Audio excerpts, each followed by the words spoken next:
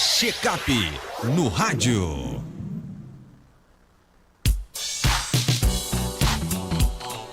Check-up no rádio com o médico cardiologista Wander Ueire. Doutor Wander, seja bem-vindo aqui ao nosso Panorama 95. Bom dia. Bom dia, Marcos. Bom dia a todos os nossos... Desculpa. Bom dia a todos os nossos queridos ouvintes do Panorama 95. É sempre uma satisfação estar aqui com vocês para falar dos assuntos do coração. E o nosso tema de hoje é livre. Manda para cá a sua pergunta sobre o coração, né? Através do nosso WhatsApp 992053030. Doutor Wander, o que é... Essa pergunta aqui, com certeza, que acho que todos devem fazer, né? O que é melhor para perder peso, exercício ou dieta? Essa pergunta... Ontem a gente estava comentando isso com uma paciente nossa lá no consultório. Eu disse, não, essa pergunta é interessantíssima. Vai ter que ir pro rádio, né? Ela vem aqui pro rádio. A paciente nos perguntou e a gente trouxe para cá também esse questionamento. Na verdade, Marcos, é o seguinte, muita gente atribui, a gente queria começar sobre a relação à perda de peso, muita gente atribui assim, eu não perco peso porque isso, eu não perco peso porque aquilo, é meu corpo que no meu metabolismo é isso, é aquilo, e eu, às vezes eu gosto de dar um choque nas pessoas e dizer que às vezes a gente atribui a culpa a uma coisa ou a outra. E eu tento simplificar dizendo que muito mais do que uma questão biológica, que de fato uma questão biológica, tem diversos componentes biológicos nisso, mas para tentar facilitar o entendimento das pessoas, aí eu dou esse choque dizendo assim, olha, mais do que uma questão biológica é uma questão matemática.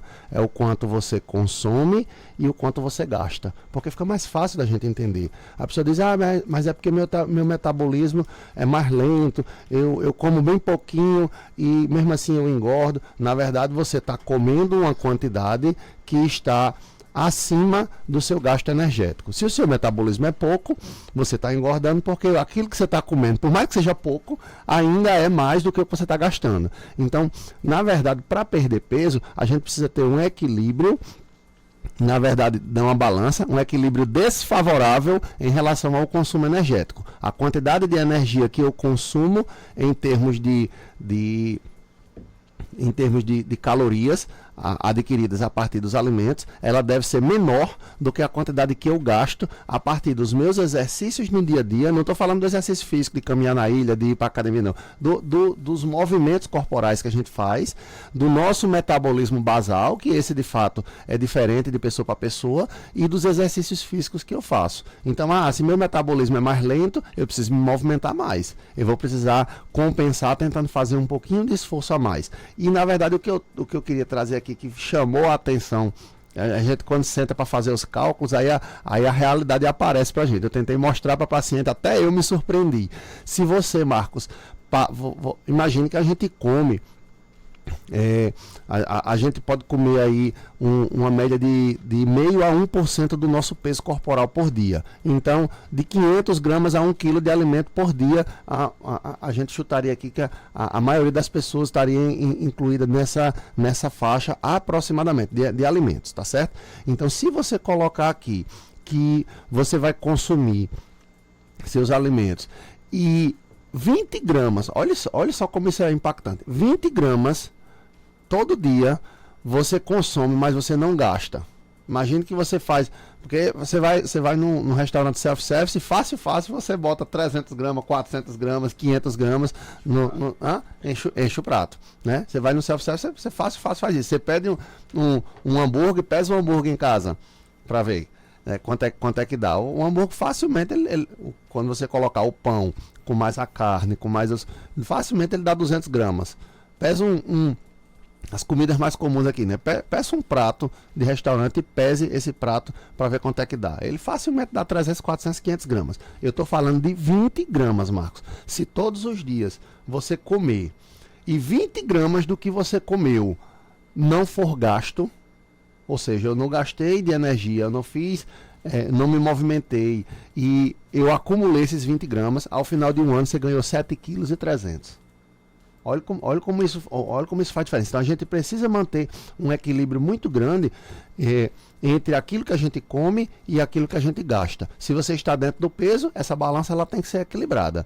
porque também não adianta a gente estar sempre perdendo. Se você está acima do peso, essa balança ela tem que ser desequilibrada em desfavor do consumo e em favor do gasto. Você tem que gastar mais energia do que aquilo que você consome. Se a gente aumentar isso para 50 gramas, olha, 20 gramas, eu estava dando aí o exemplo para paciente, 20 gramas é um bombom, é um chocolatinho que você coma. Um chocolate que eu como a mais por dia, se eu não gastar esse chocolate, se ele for acumulado dentro do meu organismo, depois de um ano, todos os dias, esses 20 gramas vão se transformar em 7 quilos. É porque a gente não percebe o valor do tempo aí nessa história, quando vai se acumulando. Se isso aumentar para 50 gramas, é 15 quilos que você ganha no ano.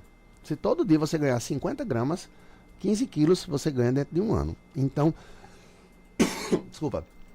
Então, essa pergunta em relação a o que é mais importante, a dieta ou o exercício, a resposta é ambos são. A gente não consegue perder peso só fazendo dieta. Quer dizer, em alguns pacientes a gente consegue porque você tem um gasto energético basal, né? Mas torna-se muito mais difícil, é muito mais restritivo. E a gente não consegue perder peso também apenas fazendo exercício. Você até consegue fazer exercício e não seguir uma dieta e perder peso, mas torna-se muito mais difícil. O mais interessante nessa história é que você consiga usar das duas ferramentas, porque elas sendo bem utilizadas, elas conseguem fazer você atingir o seu resultado com uma facilidade muito maior. É um ciclo que se retroalimenta, que a gente chama, positivamente. Você perde mais peso, essa perda de peso faz com que você tenha, inclusive, mais dinamismo para fazer os exercícios físicos, e à medida que você vai perdendo peso, você vai acostumando seu organismo a comer também numa quantidade menor, ele vai precisando também de menos energia para manter o basal dele, e aí isso vai exigir menos consumo diário, e aí você consome menos, perde mais peso de novo, fica mais fácil fazer exercício, e aí essa roda gira toda em seu favor. Então, em relação a um ou outro, são os dois. Os dois têm igual, na minha visão, os dois têm igual importância, tanto a dieta quanto o exercício. É preciso apenas que a gente faça as contas em relação ao que a gente está gastando. Porque, eu como muito pouco. Se está comendo muito pouco e ainda assim não está perdendo peso, é porque está gastando muito pouco. Então, o que é que eu posso fazer a esse respeito? Eu posso aumentar o exercício? Não consigo aumentar porque eu estou muito acima do peso, minha coluna já está doendo, meu joelho também já está doendo. Então vamos ver onde que a gente pode fazer para o pouco que você está comendo a gente reduzir ainda mais. Procurar uma avaliação nutricional, fazer um plano dietético que seja apropriado para o seu gasto energético, para tentar fazer essa perda de peso. Ou então, se consegue fazer o exercício, vamos lá tentar tirar um pouquinho mais daquilo que a gente está colocando para dentro, tirar um pouquinho mais queimando, suando a camisa e fazendo algum exercício físico a mais. O Vitor pergunta aqui, o que é melhor para o coração, né, para o cardio? É a academia ou o ciclismo? Essa pergunta é fantástica, muito, muito agradecido por quem fez ela. É o seguinte, de um modo geral, se a gente falar só a academia tradicional, porque ela tem muitas modalidades, né? Mas a modalidade mais convencional da academia, aqui entendendo a academia como musculação, né? Porque dentro das academias hoje são na verdade portais onde você tem uma gama grande de exercícios físicos. Mas aqui entendendo o que ele está falando na academia, apenas a musculação, quando você coloca dentro da academia, a maior parte dos exercícios de musculação, eles costumam ser feitos por série de exercício. Então você faz uma série de exercícios, termina essa série, faz a outra, termina, faz a próxima. Então, nesse caso, a gente considera que o ciclismo seria melhor para o treino cardiovascular. E isso a gente, inclusive, se surpreende com alguns pacientes, Marcos, porque às vezes chega na clínica, o paciente faz academia há 10 anos, tá lá aquele corpão em forma, aquela coisa de concorrer a Mister Universo, sabe? Quando a gente bota na esteira, o cara não tem um bom desempenho. Por quê? Porque ele tem uma musculatura bem definida e isso é bom.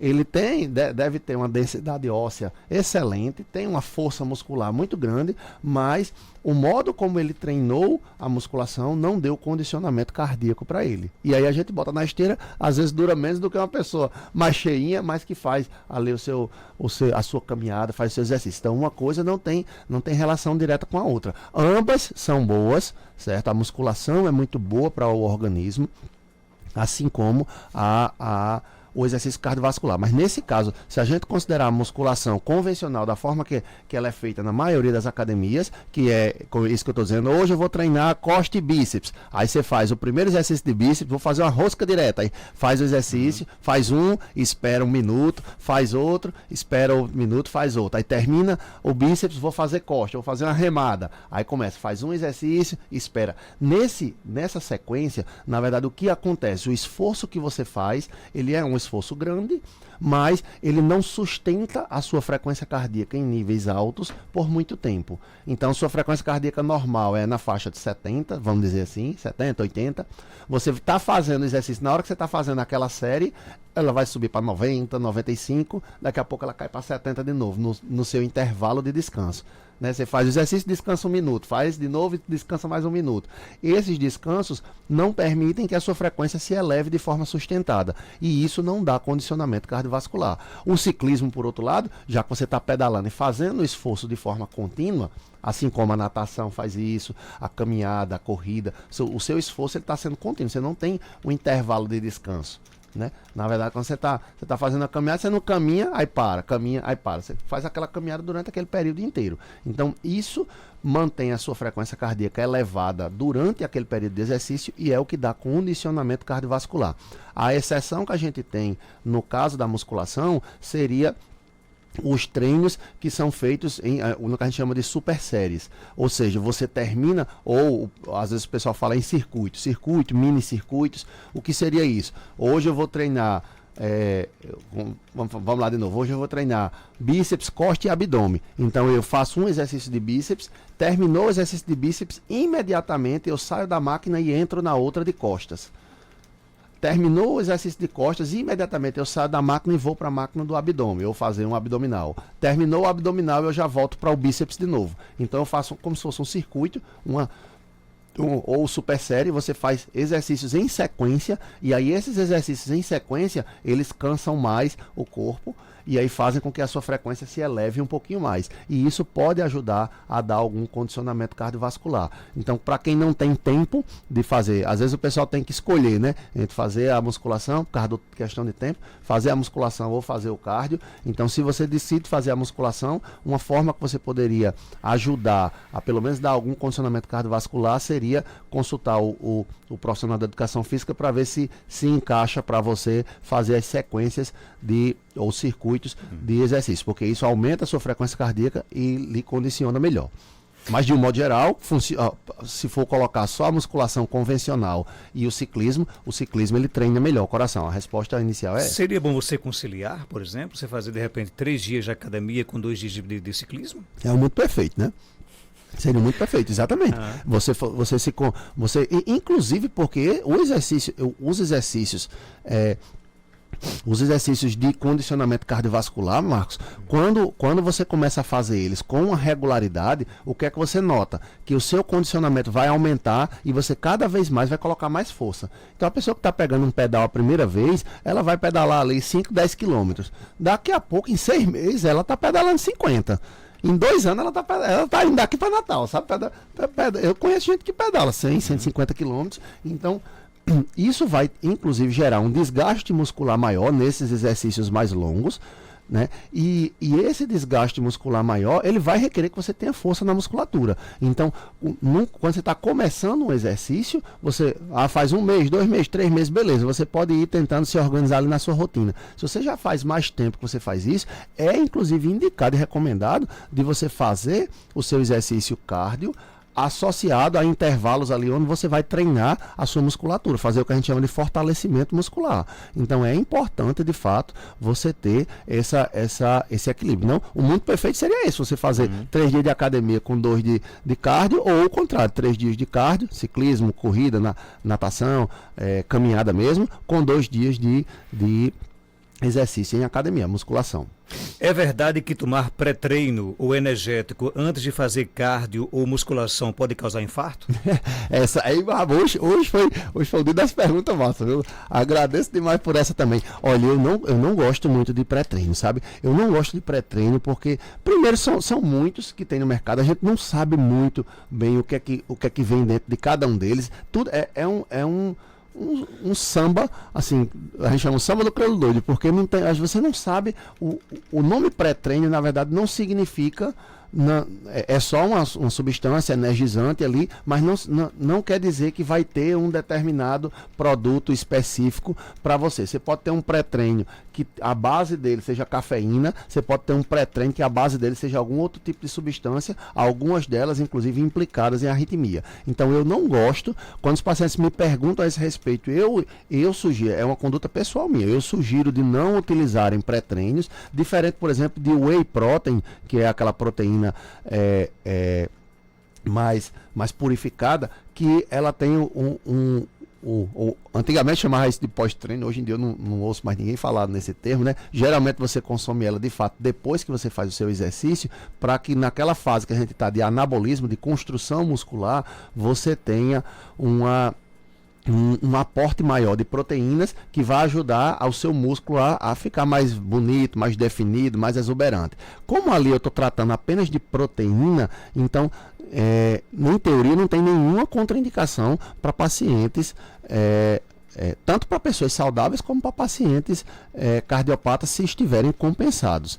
A mesma coisa em relação à creatina, porque não perguntaram aí não, mas talvez já que a gente está entrando nessa seara aí, talvez já alguém pergunte aí. Em relação à creatina, ela é apenas um substrato para que a gente possa ter a produção de ATP, que é uma das substâncias essenciais para que a gente tenha o processo de energização, vamos dizer assim, da musculatura. Então, como a creatina é apenas substrato, ela também não tem contraindicação. Já os pré-treinos, a gente não sabe especificamente a base de que é. A creatina é a base de creatina, é a própria substância. O whey protein é a base de proteína. Eu sei o que é. Quando você vai lá olhar os ingredientes, a maioria deles é clara de ovo, é a albumina do ovo. Isso a gente sabe mais ou menos a base do que é. O pré-treino a gente não sabe o que é.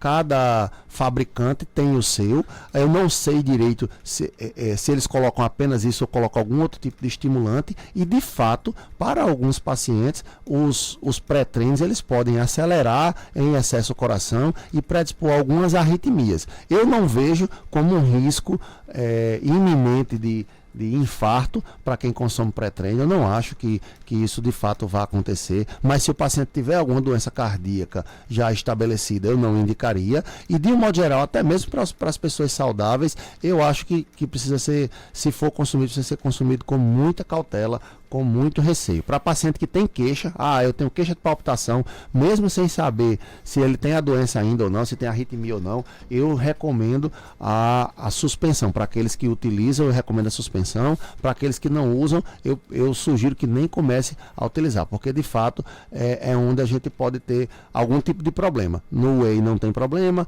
na creatina não tem problema, mas o pré-treino ele às vezes é imputado como causador de alguns sintomas e de algumas doenças como a arritmia. Mas para infarto mesmo, eu não tenho nenhuma referência a esse respeito, não. Doutor Wander, sofri um infarto em julho. Será que não posso voltar ainda para a academia? Fiz um teste de esteira um mês depois do infarto, não podia ainda. Faço um teste de esteira antes de voltar em fevereiro para você? Eu acho que a recomendação geralmente é essa mesmo. O paciente, quando está depois no pós-infarto, principalmente nessa fase mais recente, né? É diferente uma pessoa que teve um infarto há 10 anos de uma pessoa que teve um infarto há 5 meses. Então, você teve um infarto há 10 anos, seu coração, o que danificou, o que deixou cicatriz, e o que conseguiu restaurar, restaurou. Nesse período aí de alguns poucos meses, o corpo ainda está passando por um processo de tentar restabelecer alguma circulação naquela área que foi prejudicada pelo infarto, e aí o objetivo é a gente tentar não estressar, vamos dizer assim, mais o coração. Então, no primeiro mês, recomenda-se, de fato, todas as sociedades recomendam que a gente não indique. O exercício físico ele é fundamental como prevenção de infarto, então eu preciso deixar isso claro, né, que o exercício físico é fundamental como prevenção de infarto. A gente só precisa ter uma boa organização em relação à questão do tempo. Então, um mês após, geralmente é o que a gente faz mesmo. Um mês após o evento do infarto, a gente faz, para o paciente que deseja voltar a fazer exercícios, a gente faz um teste ergométrico. Se o paciente consegue atingir uma margem boa, aí que a gente chama de capacidade física ou de aptidão física, e não tem nenhum tipo de sintoma e não apresenta nenhuma alteração lá na monitorização, nem no eletro, nem na pressão, nem na frequência,